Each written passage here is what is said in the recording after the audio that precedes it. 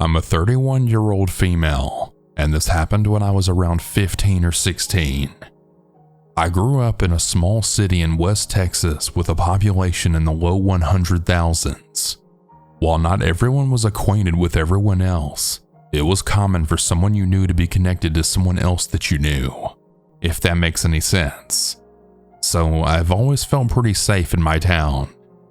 Of course, there were certain areas to steer clear of, but they were limited to just a couple of blocks.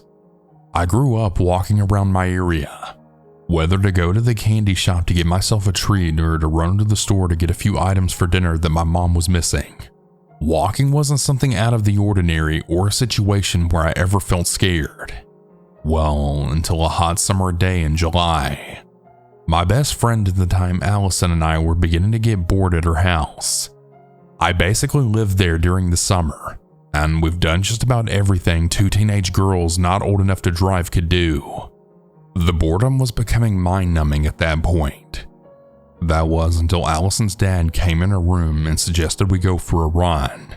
He was a physical education coach, so of course he suggested a workout. I sighed and Allison rolled her eyes, but we decided why not? We needed to get out of the house anyways. We changed into some workout clothes, grabbed some water, our headphones, and then headed out. Now, the area of town she lived in wasn't the nicest area, but generally safe. It was an area with older houses and older people. The roads were full of potholes and there was no sidewalk. Definitely not ideal for a run. So we decided to walk to a school about 4 blocks away. They had a newly paved track where we could do a few laps. The track was in the back of the school. Directly across the street from the track were some apartments.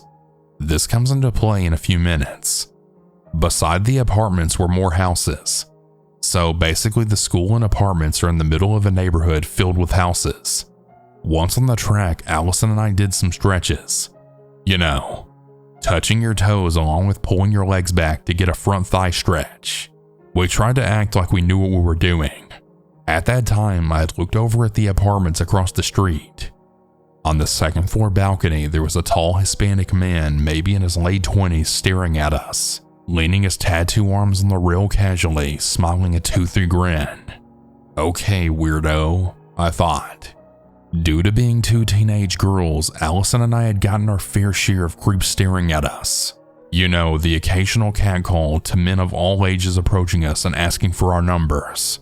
So we just did what we always did. Ignored them. Turning away from him, we lined up on the track and then put our headphones in. 3, 2, 1, go. We started to jog together at a fast pace. Now, I have to mention, Allison was a dancer since basically birth. She's been in classes for years.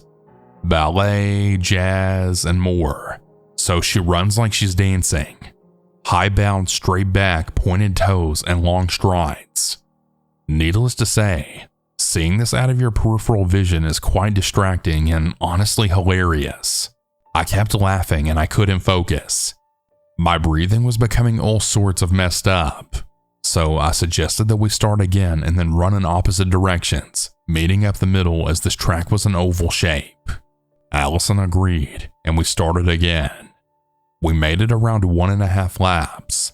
As I'm coming to face Allison again to make another lap, I see her look at me, take out her headphones, and then motion with her head towards the gate for us to leave. I was confused. We just got here and we haven't even done half a mile. What was the point of even coming out here? I shook my head no and then mouthed, "Keep going." This time she shook her head very hard, gritting her teeth and motioning for us to leave. As she was doing this, she was looking behind. Feeling the hairs on the back of my neck stand up, I looked behind me. Shocked, I saw the man who was on the balcony from earlier now directly behind me, only about 20 feet away. He was walking quickly. Prepared to tell him to screw off, I opened my mouth to speak. Just at that second, I see a flash of something reflecting the sun in his right hand. It took me a second to process it. It was a knife. We ran. Me and Allison then sprinted to the gate, Allison fumbling to move the latch. While she's doing this, I look back and see the man laughing and jogging towards us. Allison finally gets the gate to open and we take off. I ran as fast as I've ever ran. I normally get tired fairly quickly, and I was already feeling it from that one lap I did. But somehow I didn't feel anything. I felt like I could run for miles. No pain and no labored breathing. Just my feet going at what felt like 100 steps a second. This part is embarrassing, but like a horror movie. I decided to run down an empty dark alley. Luckily, Allison was there to grab my arm and pull me back to the neighborhood street. I looked behind me to see the man still chasing us, but we were making distance. We ran through people's yards to make sure we were close enough to the houses if we needed to yell for help. That's when the man finally backed off. I guess chasing 2 teenage girls with a knife through someone's front yard was just too obvious for him. We finally made it to her house after what felt like a huge blur. Bursting through her front door and collapsing to the floor, Allison blurted out what happened to her parents. Her parents seemed to think we were overreacting, that maybe we just thought we saw a knife. But Allison and I know what we saw. We debated on calling the cops, but decided against it. After Allison's parents' reaction, we had started to doubt just how serious the incident was. Of course, if this would have happened to me now, I would have called the cops. And to anyone who's worried about bothering police officers or is talked into doubting their gut feelings, don't. A cliche saying still rings true. It's better to be safe than sorry. So the moral of the story, you ask? Maybe working out isn't for everyone, and it also pays to have observant friends. Oh yeah, and always pay attention to your surroundings. So the story didn't happen to me, but to my mom. It's a bit of a shorter story as it's not my first-hand encounter, and I'm describing it from memories of the story my mother told me. It takes place in the early 2000s. My mom had been out with some friends at a bar the evening this took place. Well, a few hours into the night, her friends had left without her, leaving her without a way to get home. She had decided to just walk home since this was a small town with no taxis or any form of public transportation. She left the bar and began her long walk home. Some time passed by when she had noticed this red truck slowing down next to her. The truck came to a stop and she saw a man behind the wheel. He began waving her over. She approached the truck and the man then said, "Hey, do you need a ride?" Back when it was considered normal to get rides from strangers, and she had done so many times before, so she decided to get in his truck without giving it much thought since it was quite a far walk home. She and the man had engaged in small talk through the drive, but nothing too out of the ordinary. That is, until she noticed the man began taking turns that didn't lead towards her home. She began asking the man what he was doing, and he wouldn't respond and just continued driving. She began to get a sick feeling in her stomach, and she then told herself that she needed to get out now before he could take her any further. One thing about my mother is she always knows when something's wrong. Her gut feeling has always been right throughout my entire life. She has amazing intuition.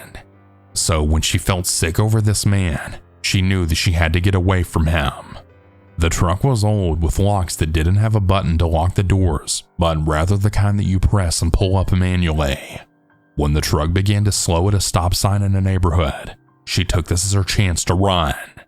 She unlocked the door and jumped down from the truck, sprinting off as fast as she could behind a house. The man, seeing her running towards a house, sped off, probably assuming she was going to get help and call the police. Thankfully, my mom had made it home safely. Well, a few weeks passed by, and my mom was riding down the highway when she had spotted a large billboard with a photo of a man and a photo of a truck, stating that he was wanted for kidnap and murder. It was the same man in his truck from that night. It's safe to say my mom's intuition really saved her life and made sure that I still had a mother. Always, always trust your gut and stay safe out there, everyone.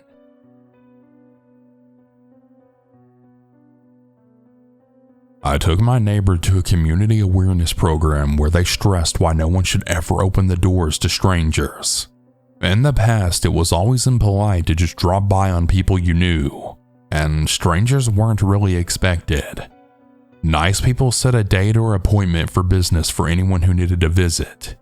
In the later years, there was an unexpected jewel man or fuller brush guy or some demo in sales plying their wares. Sometimes lonely folks, including housewives, allowed them inside to cut the monotony of their day.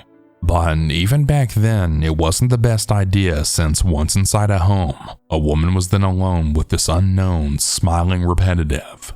Some of the elderly would tell us this because now we pretty much all work and maintain tight and complicated work schedules, as well as some of us have work shifts or work online from home.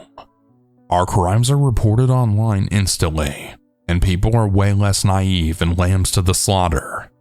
People left open doors and talked to everyone, and friendliness seemed to prevail.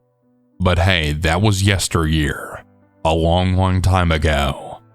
Well, my friend now lives across from me in a mid-sized Midwest city. We aren't huge nor tiny, and year by year we have more and more crime. She's from the country, and a friend who still lives there who she graduated high school with calls her every day and has for years. My friend told her pal in the country not to just pop open doors because someone knocks or rings the bell. So she heard, but she didn't listen. Well, this old guy walked up to her door one sunny day and pointed up to her roof after she answered a familiar knock. She popped open her two doors because she couldn't hear him as he had spoke softly and then pointed up to her roof. He was at a respectful distance and walked up as they talked, and he told her that he fixed shingles and does many odd jobs, and as he had her attention talking with her, his strong arm grabbed her storm door knob and then pulled it hard right out of her weak grasp. He flung it open, and she then recalled her friend's warning suddenly, and then slammed the heavier inner door and then locked it. She thought something like this would never happen where she lived. We have to all realize that we don't live in the present, not some fairy tale ideal world. It does no good to just lock all doors and windows and double check them before bed. We're way past that now. We have to know they stay that way. And don't let the con men and women talk you into opening the doors. In our city, a lady in her 20s and a girl of 12 were shot through a peephole looking outside after a 3 a.m. doorbell ring came to their door. Yesterday, someone put something onto a windshield wiper at a big parking lot, and she'd heard it's a tactic of carjackers, so she didn't remove it. She just locked her car quickly and then sped off despite the nuisance. Then she realized that she had a flat tire. She raced to the nearest safe shop, and she saw someone had repeatedly knifed her tire, expecting her to stop so he could help her or attack, rob, and carjack her. Everyone that tells these scary stories tells of lessons to learn and things to avoid, so that someone doesn't have to experience the pain, heartbreak, ignorance, or the same shame as they did. Please be careful and stay safe out there, folks. Seriously.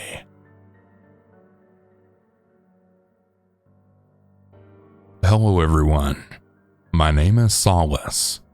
This will be one of my shorter experiences, but something I'll honestly never forget and taught me to truly be more alert. I've always been used to walking everywhere since I was a teen. Where I live, there's many places close by, so it always helps save time and money for the bus. With that being said, I've had people in cars try to give me rides, circle my street I've been on trying to get me in their cars, as well as other creepy shit by being a female alone. This led me to never walk alone, especially at night. Unfortunately, that is my most used way of transportation to get things done. The year was 2020 or 2021. That time period is honestly a blur. Around this time, I used to walk to my nearby Circle K that was about 5 minutes away. I never enjoyed it since I was always on high alert, since this event took place a few years after another bad situation happened, which is why whenever I did walk late at night, I always had my boyfriend on the phone with me. I was trying hard not to let those events prevent me from living and doing the things that I wanted or needed to do. I left my house and started walking, and everything was fine at this point. It was a cool night and barely anyone was out because of COVID. I made it to the gas station, got some water, some snacks, and proceeded to leave, heading back home. My boyfriend and I were talking about a lot of things, which would always keep me calm during the walks and kept me feeling safe. As we were walking, I was walking up the sidewalk, getting ready to jaywalk across since the light just always took forever. This is when I noticed a black car with tinted windows slowly driving beside me. This made me flinch a bit and caught me off guard because I didn't even hear it. I stopped and just looked at the whole car. It stopped as well. Just me staring this car down and God knows who or what staring back at me that I can't even fucking see. No other people, no other cars. This honestly felt like a nightmare or some Silent Hill shit. I told my boyfriend about it and started to talk loudly. Hey, I don't know what the fuck you're doing, but I'm not in the fucking mood today. So please just fuck off. The car still sat there. No movement or anything. I felt at this point, due to everything I've gone through, this moment was me building up the courage to say the things that I always felt scared of saying before. Speaking up for myself and showing I was capable of doing so. This is when the car drove off slowly at first and then sped down the street. I felt accomplished. I was proud of myself. I then screamed at the car. Yeah, fuck off, creep. I'm not the one. My boyfriend was saying for me to get home as soon as possible because he didn't like the situation, which I then ran across the street walking towards my home. That's when my proudness slowly turned to fear. I saw the car light up the road, waiting to U-turn to head past me yet again. It sped past me and then went to the Circle K to do another U-turn. I knew that whoever this person was scoping me out. I started running towards my street and I noticed they drove past me again. I turned on my street when they were further away and then ran into a neighbor's driveway hiding behind their car. I just stayed there until I saw them drive past again, and that's when I fully sprinted into my house. I've always hated how our street didn't have any lights, but for this situation I really appreciated it because he wouldn't see me until he drove down it. Thank God he never fucking turned on my street. I was weaving between driveways and behind cars until I got home. My body and my breathing were shaky as all hell. I didn't know what their intentions were or anything, but I'm really thankful I made it home safely. I stopped walking late, and I still won't unless someone is with me. My stories might have the same lessons, but awareness is needed. Don't think that because nothing has happened that it won't ever happen. Always be cautious of your surroundings. Have someone on the phone with you that knows your location and always tell people where you go. I honestly wouldn't be here right now writing my stories if things ended up differently, and I'm grateful I am. Until next time, stay safe, everyone.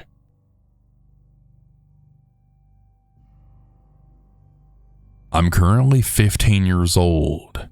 This occurred in April at night. For some background information, my parents have been separated since I was 4 years old, and I see my father every other weekend. This occurred on his weekend. We had just moved into our new house in rural Southwest Virginia. It was a split-level house, meaning there's no main floor. So when you enter the front door, there are stairs going upstairs and then stairs going into the basement. My room, as well as my stepbrother's room and the garage, is located on the lower level. My room is on the right of the stairs, and to get to my room you have to go through a separate hallway with 2 doors. My room's door faces the door into the garage. So if you're in my room, you can't hear anything even if you're on the same floor. It was around 11 o'clock at night. I had FaceTimed my friend around 9 o'clock to 10:30 to show her my new bedroom. My bedroom has 2 windows located at around eye level to the lawn, and a door that leads to outside. After I got off the FaceTime call, I had texted some of my other friends. We'll call them Z, M, A, and D, and it was in a group chat. I had texted them that I was scared to be in the basement all by myself. Now, my stepbrother T wasn't home, and my dad and his fiance were upstairs and couldn't hear anything. I have a really bad fear of the dark, so when I switched the lights off, I was petrified. I had no curtains on my windows, so I had moved to sit inside the closet. It's huge and I could fit my beanbag chair, record player, and lamp inside of it. I suddenly heard a light tapping on the door. I had texted my dad, "Go to bed, you got work in the morning," thinking it was my dad playing a prank on me. Well, he texted me back, "I've been asleep. Why are you texting me?" I proceeded to tell him that I thought I heard him awake. He told me it was fine and for me to sleep well. I looked at my phone and I realized it was now around 2 in the morning. I got out of the closet and took everything out and then got ready for bed. As I grabbed my dog and laid him in bed, he had started to bark. Even though no one could hear me, I didn't want him barking because I had a migraine. As I was about to drift off, I felt like I was being watched. I just had that feeling. I turned to the door and nothing. Then to the door that leads to outside and also nothing. Then I checked the windows and I saw a man's feet at the window right in front of me. I then turned off my phone so he didn't see the light. I jumped right out of my bed onto the floor, grabbed the dog, and then army crawled into the closet. I locked the door from the inside and then texted my dad these exact words. "There's a man outside the house in front of my window. I'm unlocking the gun safe and grabbing your pistol. Y'all stay upstairs." He read the message and I heard from the door to the outside someone fiddling with the doorknob. I unlocked the gun safe, put the dog in the small corner of the closet, and then armed myself with the pistol. I then aimed for the middle of the door. I was now crying with tears streaming down my eyes. I then heard slight footsteps leading from my door to my window, then to the last window, then slowly retreating. I was really scared to be by myself at this point. So being dumb, I texted my guy friend W, and he told me to wait and he would walk to my house and check everything out. He told me to stay armed but to go to the garage. I did what he said. He eventually showed up in my garage door and I let him in through my room. I let him inside and he actually stayed with me until the next morning. I ended up calling out from work because I was just way too freaked out from that whole experience. As for the man, he obviously left at some point, and I haven't seen him since. So yeah, he was never caught, but I'm just glad he never came back, and hopefully it just stays that way. Hey everyone, that's about it for today's stories. If you have your own story that you would like to send, you can send it in at southerncannibal.com. or you can email it at southerncannibalstories@gmail.com. I look forward to telling your story. Have a good night or good day, everyone. And remember to always stay